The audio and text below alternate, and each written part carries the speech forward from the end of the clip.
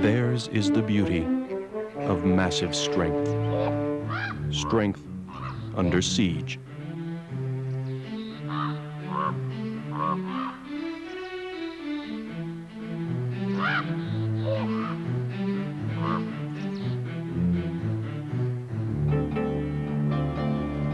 Here, where erosion-scarred mountains resist the overwhelming odds of gravity and time, the great bears stand their ground against the overwhelming odds of mankind itself. Confined today to mountain strongholds and northern wilderness, they are seldom seen, but knowledge of their presence haunts the imagination. Questions of danger and courage move silently in the shadows of trees. A suggestion of an unknown and uncompromising power waits by the blackness of Precambrian cliffs.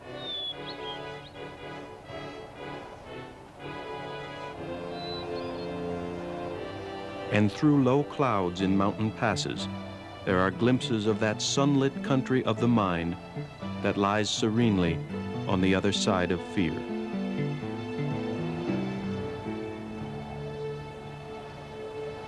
Once the great bears ranged through most of western North America, from northern Mexico through prairies, foothills, mountains, and coastal plains to Alaska and the Beaufort Sea, and along Arctic tundra rivers, east to Hudson's Bay. Indian and Inuit peoples occasionally hunted them, but for the most part gave them plenty of room. And for the most part, the great bears avoided humans too.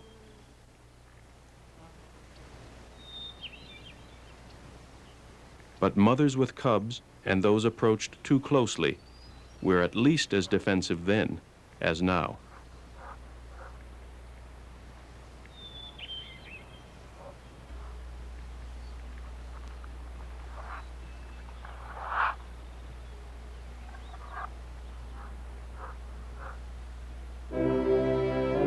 Under the warmth of a late summer sun, among scattered herds of bison and elk, a Hudson's Bay Company servant traveling with Indians encountered the great bears on prairie grasslands. He left us one of the earliest recorded descriptions. The year was 1691, and his name was Henry Kelsey. Throughout the following century, many explorer traders in Western Canada saw the great bear whose fur, when touched with silver gray, they described as grizzled. They called the silver fox the grizzled fox. But while we have no grizzly fox today, the great grizzled bear became the grizzly bear. Perhaps because the name, when spelt with an S, suggested a sense of horror, a sense that some people have always felt in its presence.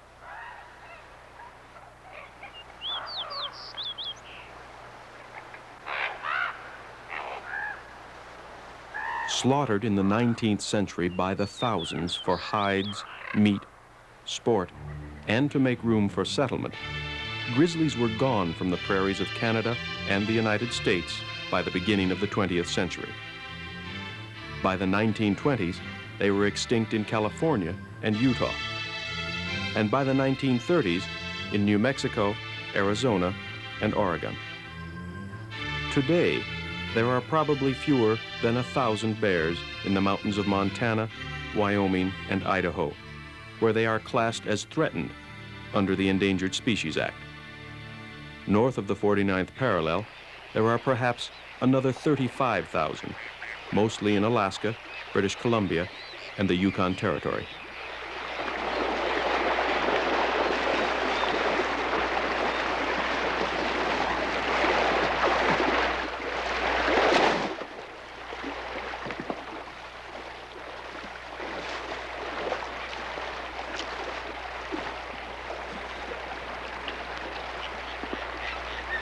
Not all grizzlies have grizzled fur. Those on the Pacific coast of Alaska are usually plain brown and are known by Alaskans as the big brown bears.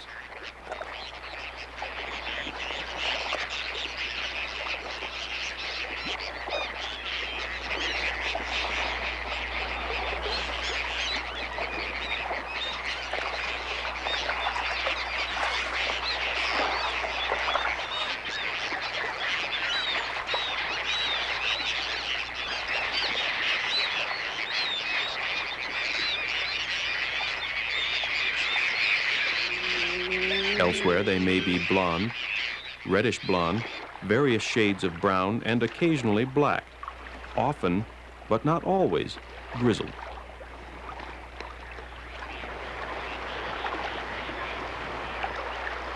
As the fur bleaches, light-colored grizzled coats, when seen backlit by the sun, seem almost luminous.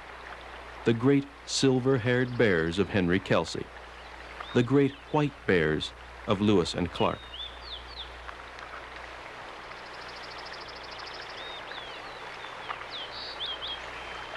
Although differing in size and in feeding and denning habits, the grizzlies of North America and the brown bears of coastal Alaska and of Asia and Europe all belong to one species, which is called Ursus arctos.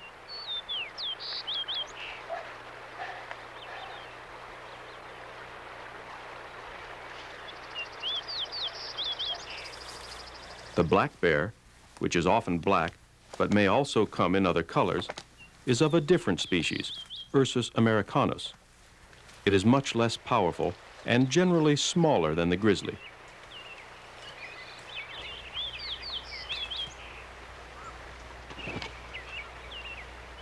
The black bear has remained, like his and the grizzly's common ancestor, a forest-dwelling, tree-climbing bear.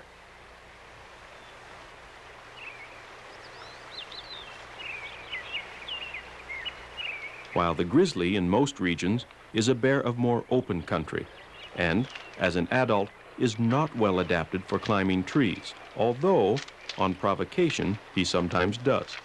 In this respect, adult grizzlies are much like adults of the human species, who also climb trees on occasion.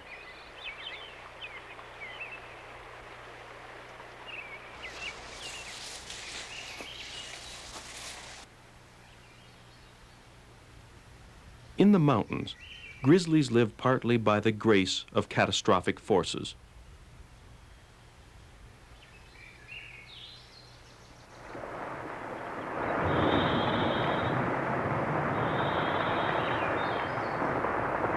Both avalanche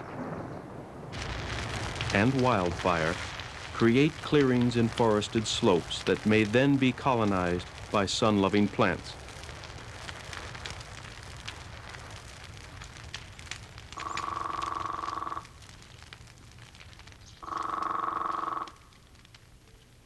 Grasses and legumes and berry-producing shrubs. These are a rich food source for many animals, including grizzlies, and may remain so for several decades until succeeding forests have grown tall again and shaded the ground from sun.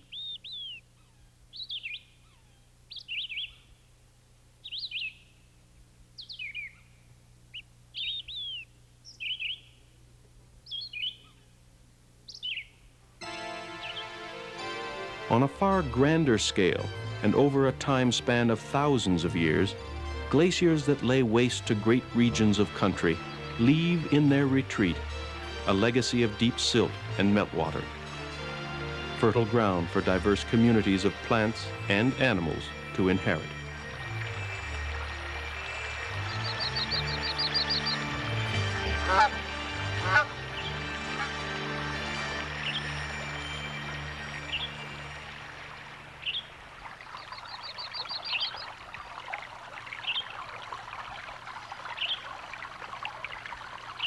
In such a period, during glacial advances and retreats of the last ice age, the grizzly evolved.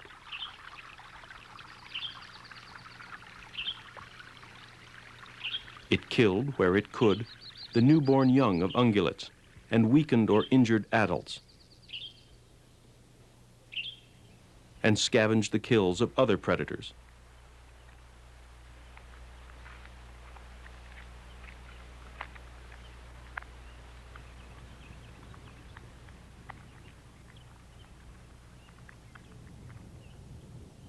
But predation is a feast or famine profession, and between feast days, many predators consume snacks of berries or other easily digested parts of plants.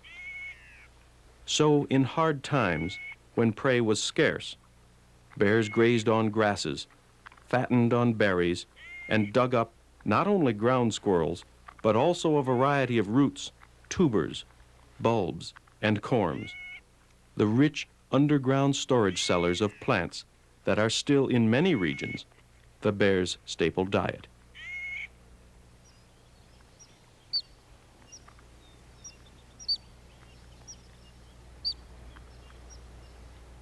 The importance of such digging in the grizzly's evolution is reflected today in the powerful shoulder muscles that form his distinctive hump.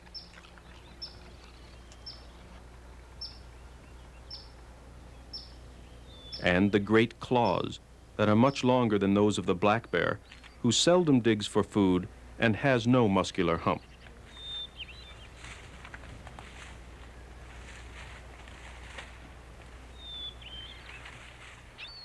Unlike deer and elk and wolves, whose feet are adapted for running and who walk on their toes, bears, like humans, walk on the soles of their feet.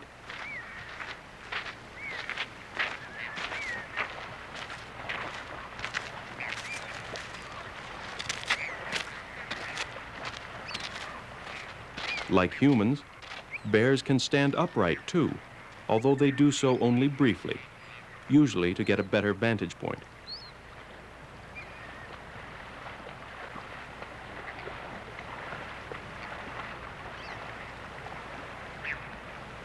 Their sense of hearing is acute. Their vision is good, at least at moderate range, but their sense of smell is phenomenal.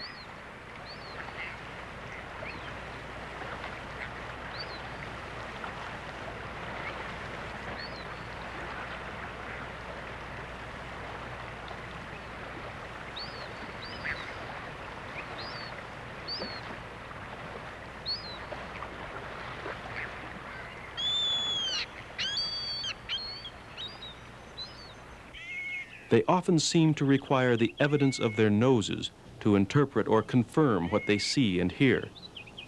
And the wind, in all its vagaries and humidities, is their trusted news of a diverse world.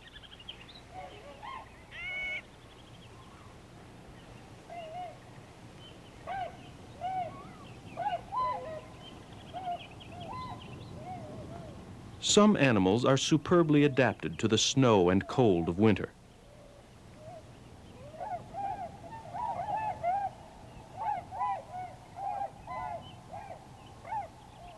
Some will go to any lengths to avoid it. And some, it seems, like the Colombian ground squirrel and its part-time predator, the grizzly, hibernate in response to winter's coming in the hope that it will eventually go away.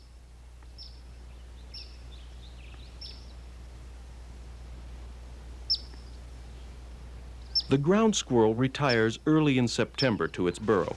where it will hibernate insulated from the cold temperatures by earth and later by snow. Its heart rate will slow, and its body temperature will drop to only a few degrees above freezing. Its winter sleep will be so profound that it will take hours to reverse the procedures and wake up.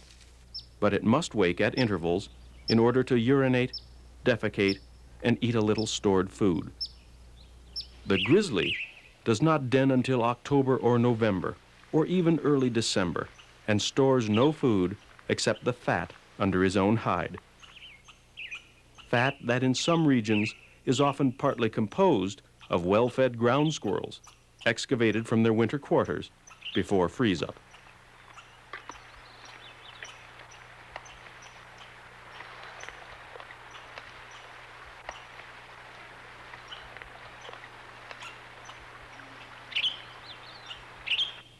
Dens are dug in stable, well-drained soil. The sleeping compartment is lined with soft boughs of spruce or fir, or sometimes grass, and is usually a little higher than the entrance to ensure a dry and relatively warm bed. Remote areas are chosen, often near tree line, and in these mountain ranges, dens are usually on slopes that face away from prevailing winds, so that snow may accumulate early and lie late and keep the den well insulated. During the entire denning period, the grizzly does not eat, drink, urinate, or defecate, although it is easily roused. Its body has evolved the ability to detoxify and recycle poisonous wastes, which at other seasons must be excreted. Its heart rate and breathing slow dramatically, but its body temperature only drops a few degrees. While blizzards rage outside and the snow piles up, the bear lives on its stored fat and the water contained in that fat, and comfortably sleeps the winter away.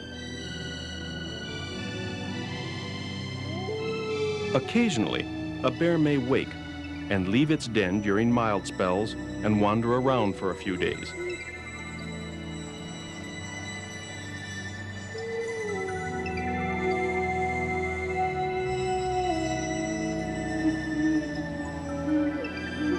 If not malnourished, it soon takes its lethargic self back to the den until spring is a more certain proposition.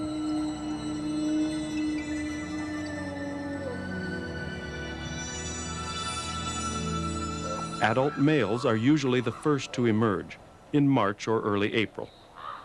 For a while, they continue to live on stored fat, staying near the den and eating little or nothing, while their hibernating metabolism adjusts to their active state.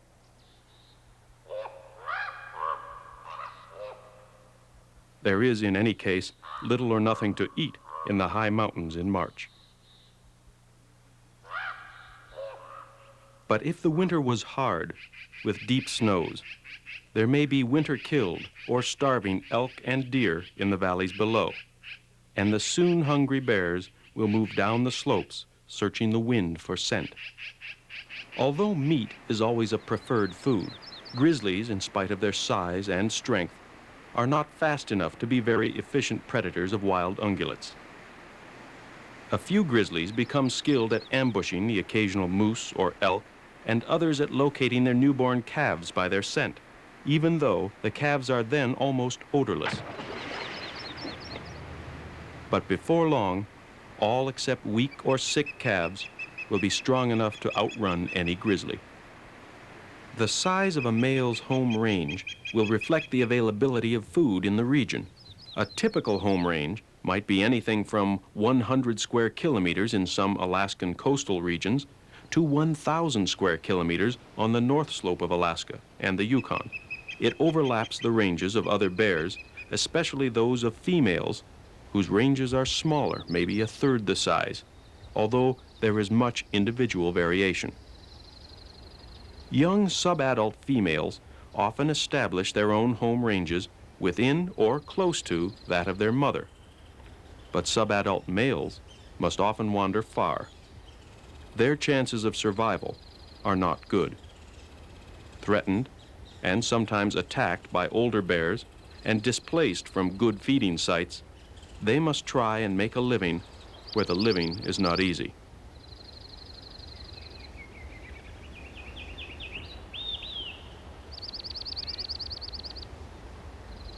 Snow often melts early at the edges of rivers, and sedges and horsetails are plentiful.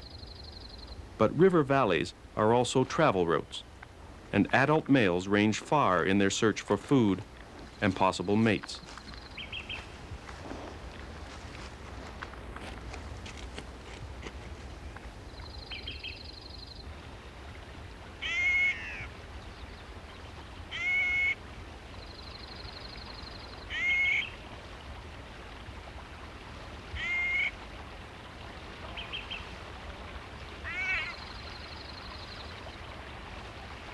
Although most grizzlies usually go out of their way to avoid people, subadult males have more than their fair share of curiosity and are often less cautious than their sisters.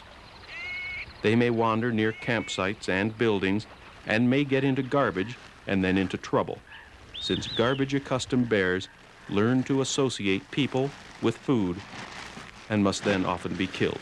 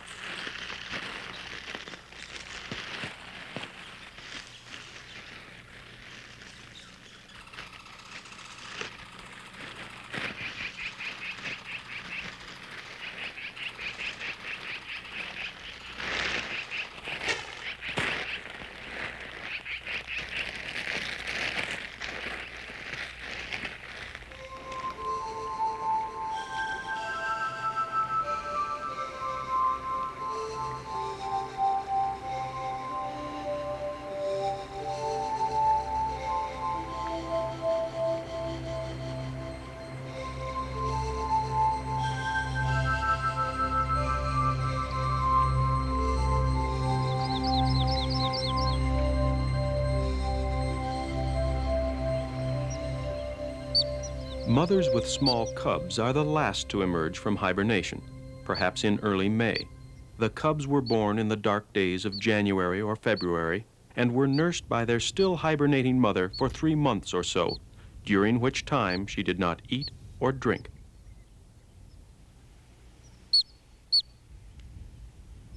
In spite of such demands on the mother's body, if food supplies were adequate the previous fall, she will be in good condition when she emerges and will still carry some reserves of fat. Her cubs, tiny and helpless at birth, will weigh 5 kilograms or so when they leave the den and will gain weight rapidly throughout the summer on her rich milk, supplemented with other food. They will stay with her usually 2 and in some regions 3 years, and during that time she will continue to nurse them, although less frequently than during their first year. She is an indulgent mother when it comes to play, but a firm believer in discipline in matters of food and safety, and the paw that can fell a moose can also gently cuff her offspring into instant obedience. If these are her first cubs, she may herself be anywhere from 4 years to 10 years old, and she will not breed again until after they are weaned. If she is in good condition, she may wean her cubs a year earlier and may have twins or triplets more often than a female who is less well nourished.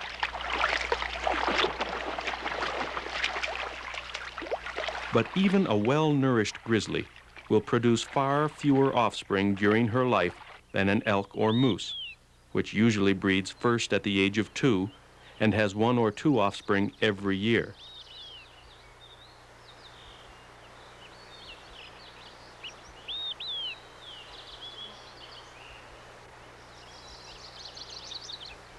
Most ungulate populations, therefore, have the capacity to recover quickly from overhunting if protected.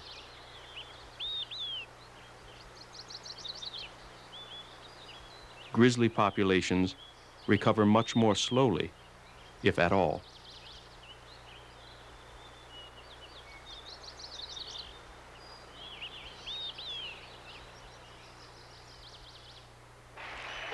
Since nearly half the year is spent in fasting, eating is a serious business during the other half.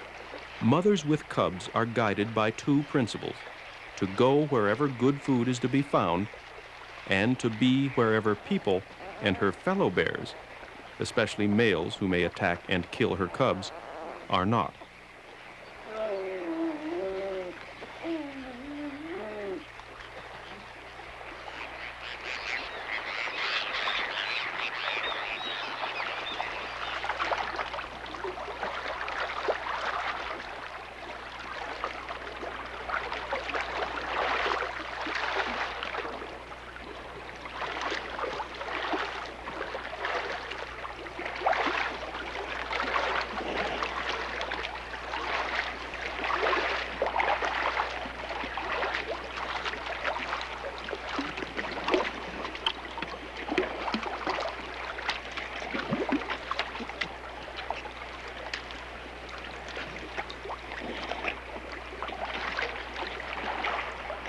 But the best food is often where bears and people are.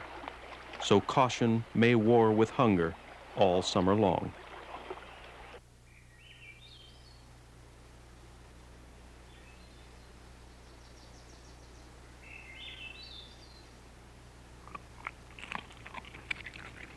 Throughout the summer, the mother grizzly will seek out different plants to eat at nutritious stages in their development.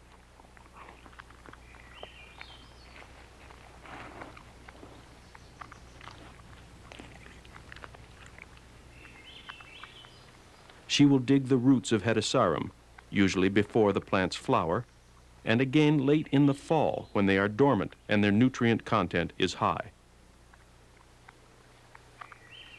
She will graze on grasses and sedges and forbs in the early stages of their growth, and so she will follow the melting snow and the greening of the mountains from low to high elevations and from south to north-facing slopes. She will linger in moist subalpine meadows and on avalanche slopes.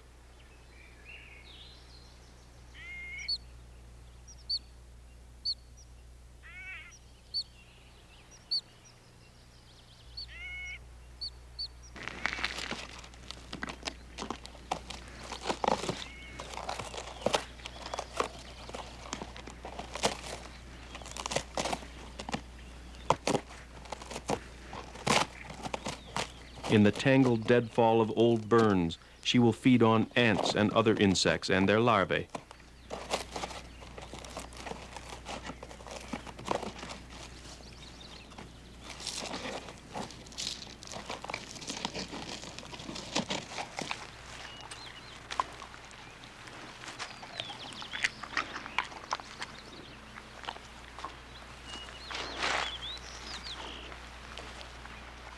And as she wanders through her home range, she will teach her cubs what foods are good at which seasons and where to search for them.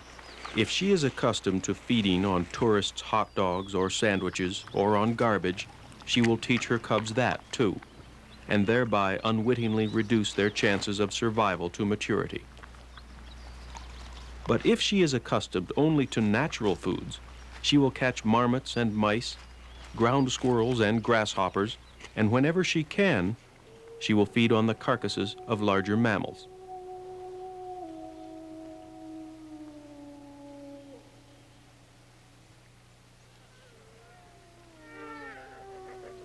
Sometimes a couple of wolves may be driven from their kill, and grizzlies will defend and usually try to conceal any carcass that they claim, burying it with earth and leaves and staying nearby until it is all eaten.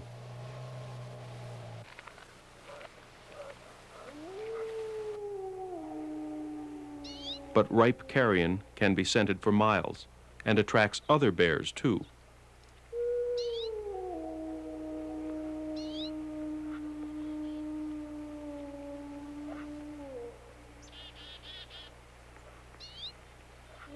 Black bears are easily intimidated, but among grizzlies there is much threatening and chasing, and sometimes fighting, to establish an order of precedence.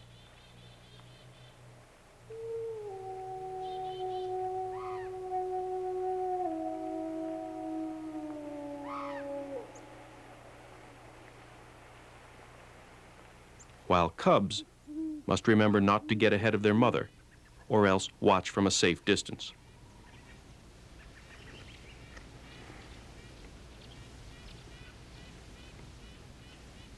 Like mountain storms, the grizzly's violence can be sudden and furious, but soon over.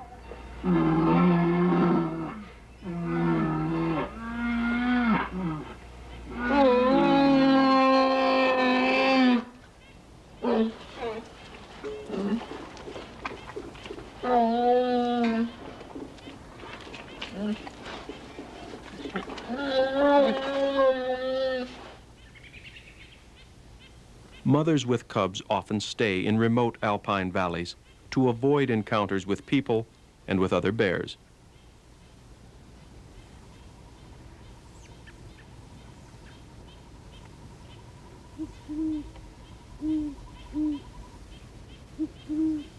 But if avoidance is not possible, attack is sometimes the best defense, and a grizzly mother may take on a small group of hikers or armed hunters or a male twice her size. 150 kilograms of single-minded intent is enough to make any male pause and consider. Perhaps it reminds him of his own mother.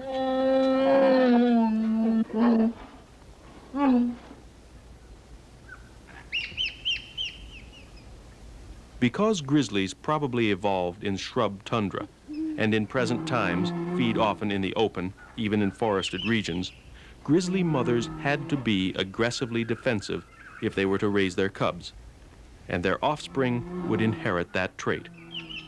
Even so, many cubs will not survive their first year.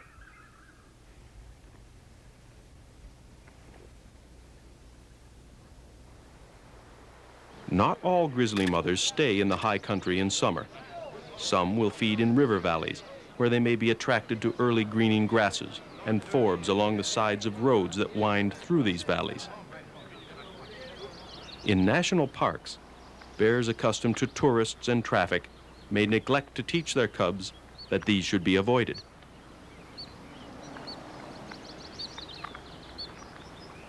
And when a grizzly approaches humans without fear, it is like a sack of dynamite approaching a lit match. For these 18-month-old cubs, it will probably be the last summer with their mother. Next May, she will chase them off as she gets ready to breed again. The siblings will stay together for a while and may even den together, but eventually will go their solitary ways.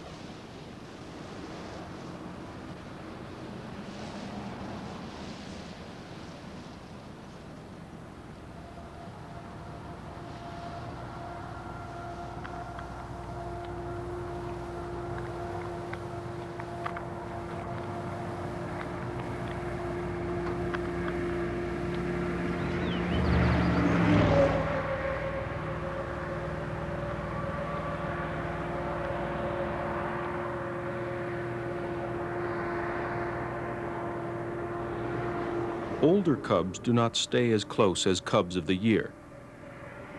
Sometimes they wander at a little distance from their mothers for several hours as they search for their own food.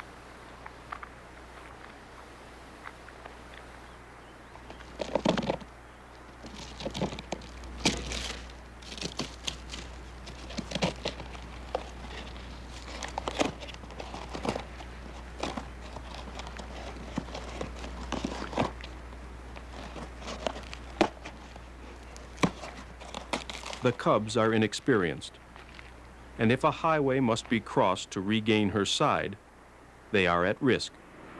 And so are the tourists trying for photographs, who become sandwiched between mother and straying cub.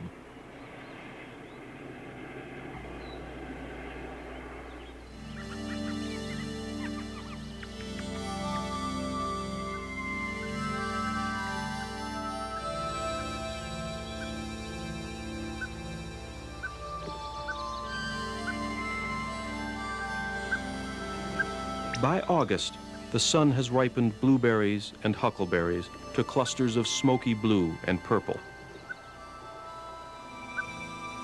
and has burnished cranberries, buffalo berries, and mountain ash to scarlet and orange, colors that in a few more weeks the leaves will repeat for fall.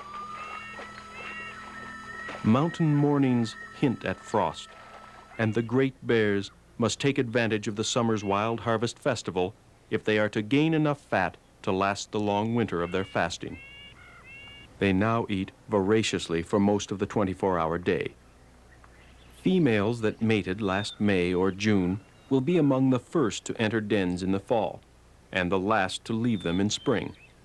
Their embryos are still tiny clusters of cells and will not implant, that is, become attached to the wall of the uterus, until the mother hibernates. This means that she can devote all her energy to storing up fat reserves in summer and fall without having to nourish growing embryos until after she dens up. In early September, warm Indian summer days follow nights of frost when Ursus Major and Minor travel the cold, clear skies. And in the stillness of mornings and evenings, mountain valleys are filled with the sound of elk bugling.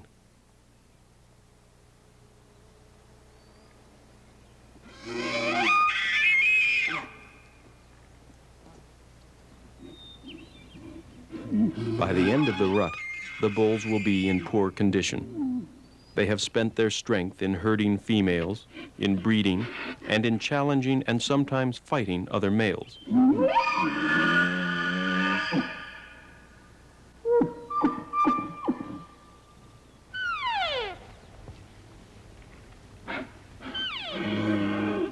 During the rut, they hardly eat, and when it's all over, some will be exhausted and others injured.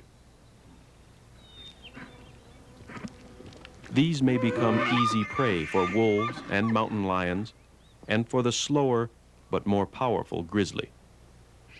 An ungulate carcass scavenged in fall can ensure successful production of cubs or the winter survival of a bear family that might otherwise starve by spring.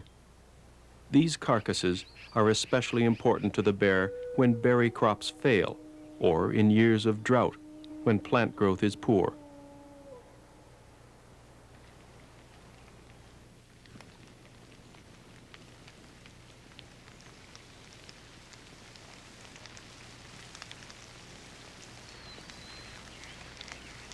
Drought is not usually a problem for the great bears of the northern Pacific coast.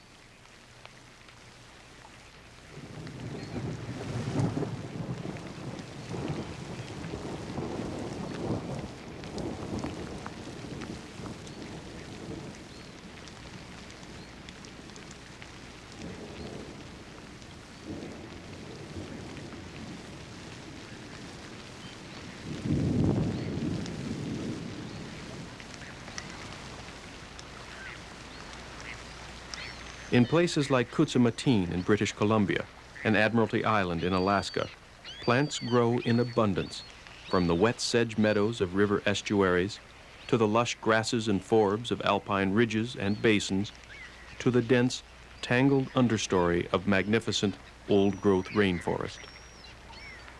Here also for the bears is the harvest of the sea.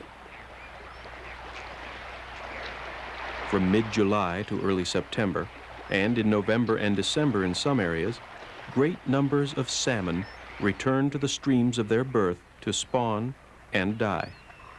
Cohos, pinks, chums, sockeyes, and chinooks must run the gauntlet of seals in tidal estuaries and fight their way upstream through rapids and past impressive concentrations of grizzlies and bald eagles.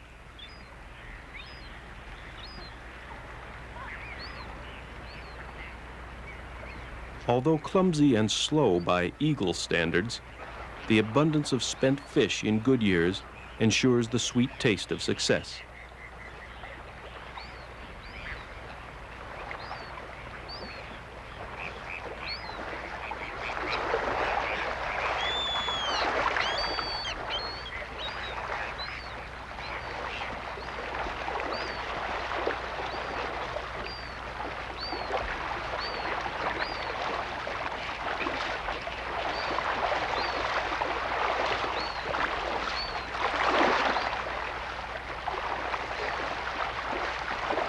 Individualists to the last, techniques of fishing are as much a matter of temperament as of experience.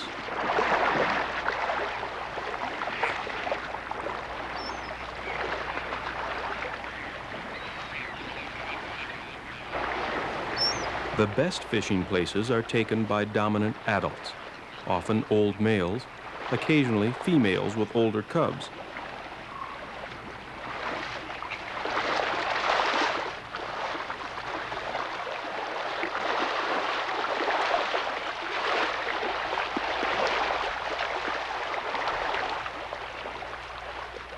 The bears, who at other times of the year are solitary, space themselves along the salmon rivers in the fishing season by a system of threat and avoidance, using a complex language of signals to convey feelings and intent.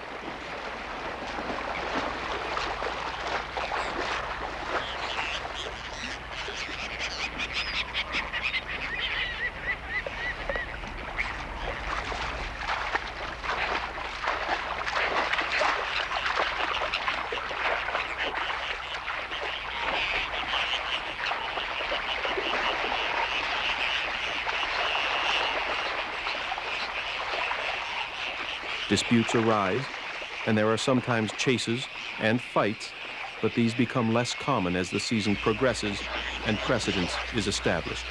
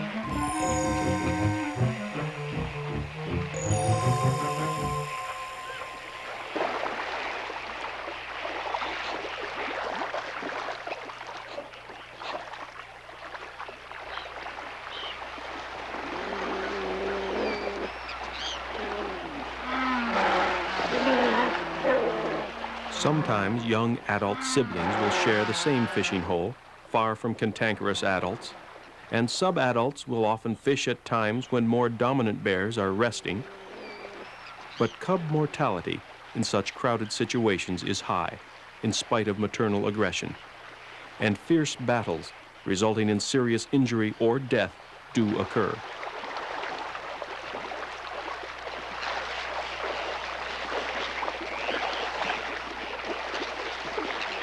There are some grizzlies who do not frequent the ancient Sitka spruce forests and tidal flats of the salmon rivers. They stay in the high country all summer, peacefully grazing, digging, and feasting on berries, far from the madding crowds of bears and ravens and the strident clamor of scavenging seagulls. Among the quieter scavengers are mink, who also hunt the intertidal zone of estuaries for crabs and other delicacies.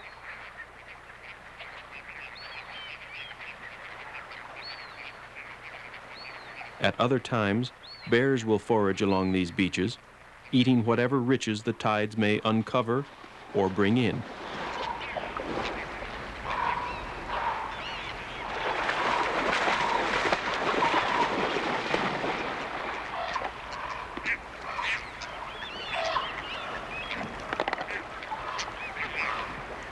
On all this wealth of food, coastal grizzlies grow to an impressive size. Adult females may weigh 180 to 225 kilograms.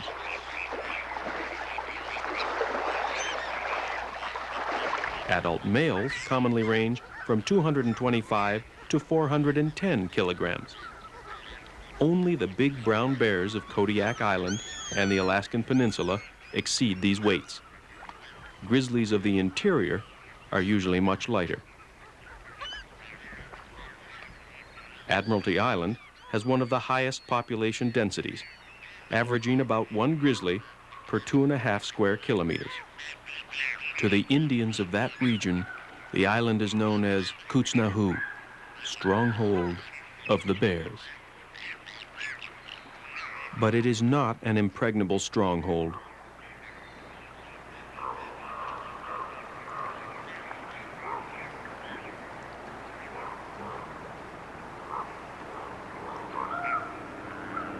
The same pressures of human population growth and resource development that resulted in extinction of the grizzly throughout most of its southern range are now laying siege to grizzlies in parts of their northern range.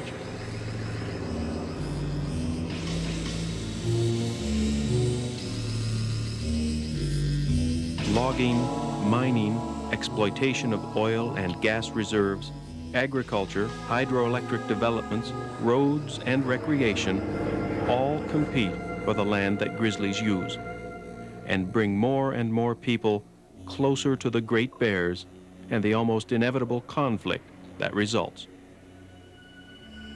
In places like the Tongass Forest of Alaska and the Kutsumateen Valley of British Columbia, proposals for large-scale logging threaten destruction of a forest ecosystem that has been 10,000 years in the making. It is a system in which there are trees now standing that were young when Jacques Cartier landed on the Gaspé shore of the Baie de Chaleur, and the New World was, to Europe, only a distant horizon of possibility. Protection of these ancient forest communities means not only protection of grizzlies and salmon, but also protection of our history, our roots with the past, and our heritage for the future. In nature's economy, the grizzly holds a minor but favored place. In an industrial economy, its place has become vanishingly small and surrounded by conflict.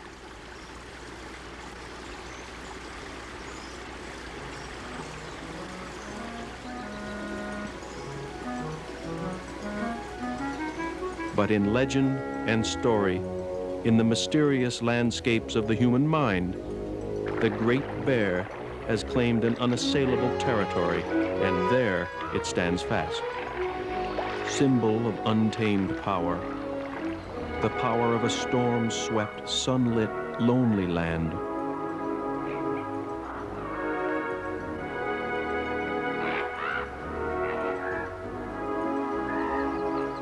Symbol of a fierce, indomitable courage.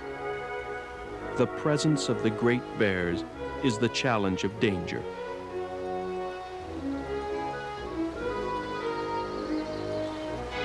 An uncertain danger that lies at the heart of all wilderness. But more than the age-old challenge of accepting risk and managing fear is a challenge that previous centuries never knew.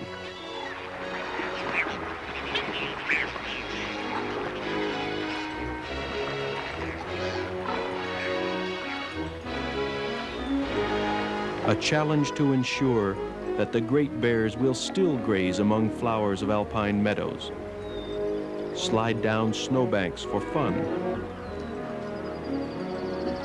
and fish the rivers for salmon through the centuries to come.